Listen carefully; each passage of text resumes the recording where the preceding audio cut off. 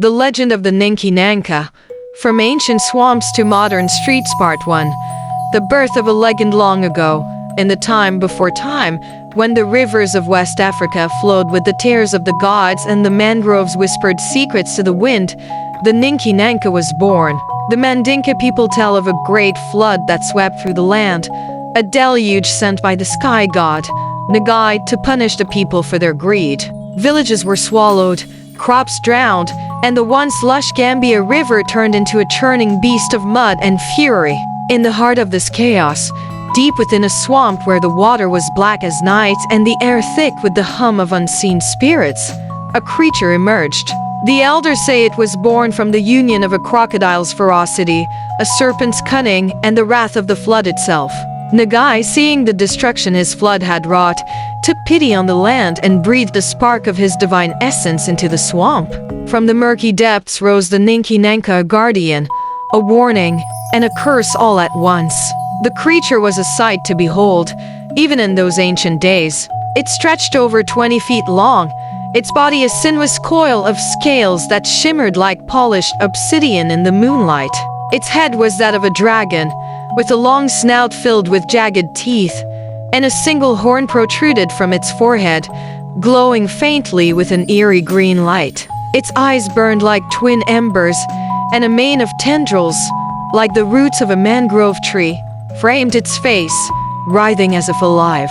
The Ninki Nanka's tail ended in a barbed tip, sharp enough to slice through the thickest tree trunk, and its four-clawed legs allowed it to sling through the swamp with terrifying speed. The Ninki Nanka was not a mindless beast, though. It spoke in a voice like the rumble of distant thunder, and it carried the wisdom of the gods. But its purpose was clear. It was a harbinger of consequence. To those who respected the land, it offered protection, guiding lost travelers back to safety with the glow of its horn. But to those who defiled the rivers, cut down sacred groves, or hunted more than they needed, the Ninki Nanka brought death.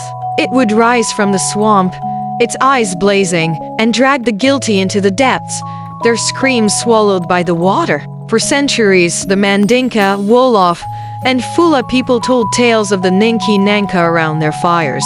Children were warned never to wander too close to the Gambia River's darkest bends, lest they catch the creature's gaze. If you see the Ninki Nanka, the elders would say, you will not live to tell the tale unless it deems you worthy. And so, the legend grew, a mix of fear and reverence, passed down through generations. Part 2. The Ninki Nanka in hiding. As the centuries passed, the world changed. The swamps were drained to make way for rice fields, the rivers were tamed by dams, and the mangroves were cut down for firewood. The Ninki Nanka, once a feared guardian of the wild, retreated deeper into the few remaining wetlands, its presence fading into myth. By the 21st century, most people in the Gambia and Senegal dismissed the creature as a fairy tale, a story to scare children into behaving. But the Ninki Nanka was not gone, it was waiting. In the modern day, the city of Banjul, the capital of the Gambia, buzzed with life. The port city was a chaotic blend of old and new. Fishermen hauled their catches to market while young entrepreneurs sold smartphones on the same streets. The Gambia River still flowed through the city, but its waters were now murky with pollution, its banks littered with plastic. The sacred balance the Ninki Nanka once protected had been forgotten, and the creature, hidden in the shadows of the river's deepest channels, felt the weight of the world's neglect. Part 3. A modern encounter. It was a humid evening in April 2025 when Amadou, a 28-year-old environmental activist, stood on the banks of the Gambia River. Amadou was a rising voice in Banjul, known for his fiery speeches against the corporations dumping waste into the river. He had grown up hearing stories of the Ninki Nanka from his grandmother, but like most of his generation, he thought of it as a relic of the past. Tonight, though, he was on a mission. He'd received an anonymous tip about a factory upstream illegally releasing chemicals into the river, and he was determined to gather evidence. Armed with a flashlight, a camera, and a small boat, Amadou rode into the darkness, the city lights fading behind him. The river was eerily quiet, the only sound the gentle lapping of water against his boat. As he neared a bend where the mangroves still clung to life, he noticed a strange smell like sulfur mixed with rotting fish. His flashlight beam caught something in the water, a faint green glow pulsing beneath the surface. Amadou's heart raced. He told himself it was just bioluminescent algae, a natural phenomenon he'd read about. But as he leaned over the edge of the boat, the water erupted. A massive shape surged upward, sending his boat rocking violently. Amadou fell back, his flashlight clattering to the floor as the Ninki Nanka rose before him. The creature was even more terrifying than the stories had described. Its scales glistened with an oily sheen, reflecting the moonlight in shades of green and black. The horn on its forehead glowed brighter now, casting an unearthly light across the river. Its tendril-like mane writhed, each strand tipped with a tiny, glowing orb, and its amber eyes locked onto Amadou, unblinking.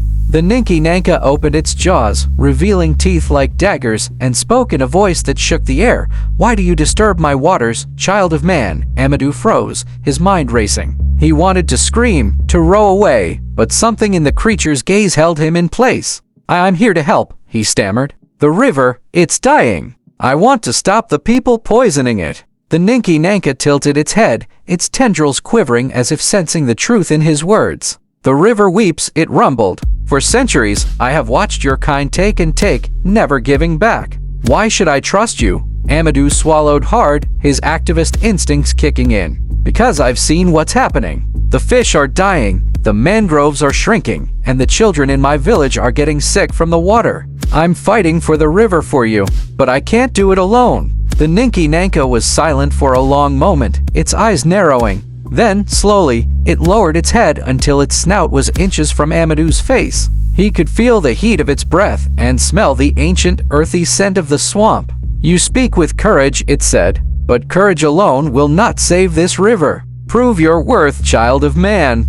Part 4. The battle for the river. Over the next few days, Amadou worked tirelessly. He tracked down the factory, a sprawling complex owned by a foreign corporation, and gathered evidence of their illegal dumping, photos of chemical barrels, water samples glowing with toxins, and even a hidden camera recording of workers pouring waste into the river. But the corporation was powerful, with ties to local officials, and Amadou knew exposing them would be dangerous. On the night he planned to release his findings to the public, Amadou returned to the river. He stood on the bank, clutching his phone, ready to upload the evidence to social media. But as he hit post, he heard a low growl behind him. Turning, he saw 3 men-hired thugs sent by the corporation approaching with machetes in hand.